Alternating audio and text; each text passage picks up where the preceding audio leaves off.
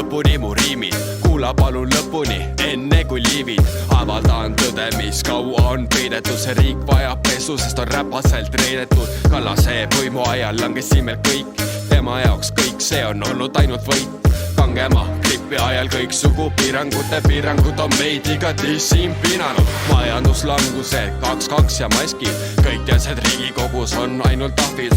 Suruti peale gripp, sest pilu sõi nahkkiir, kõik oli kinni, otsa ongi rahvavariik.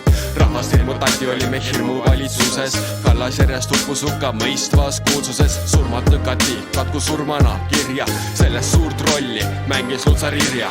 Mõni aasta hiljem tuli sibulate sõda, muidugi selline asi kuhuks siin ei kõlba.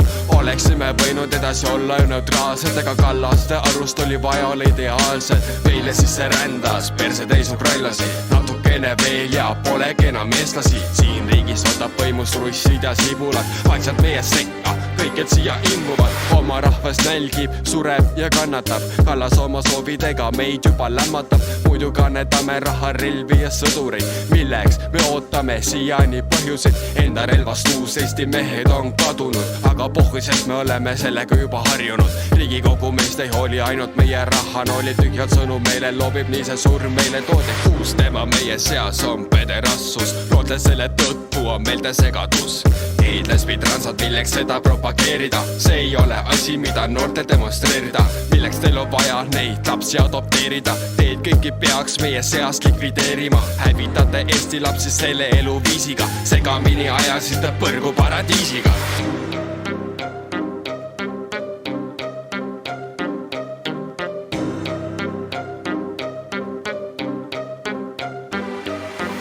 Tõesti ainus võimalus on Eestis tõmmata lesta, sest seda jama pole võimalik enam puhtaks pesta. See jura ei saa ju niimoodi kesta, maksud ei tõuse, lugege mu huult, et ütles Kallas Kaja.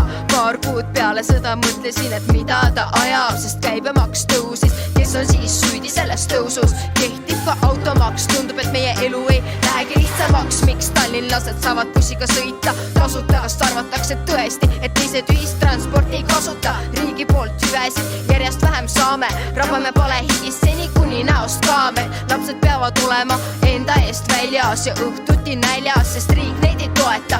Aeg-ajalt neile vaid ilusaid sõnu poetab, aga need ju süüa ei osta, nii et selle peale polegi enam midagi muud kosta, kui et miks juhitakse riiki suunas vales ja üleval hoiavad seda vaid valed. Vaktsineerimine vabatahtlik pidi ju olema ultimaatum meedikutele ja korrakaitsetele, oli tobe ja kõlas nii, et kui ei vaktsineeri, siis tööst jääd ilma. Miks sellist saasta peavad tegema me silmad? Pettumust saab näha me palgelt, kui riigipead töllusi kokku kirjutavad paberid mustvalgelt. Ma ei saa olla ju ainus inimene siin riigis, kelle jaoks kogu see riigipeade jama tekitab errori. Maksutõusudega kinni maksame teiste riikide terrori ja sõja.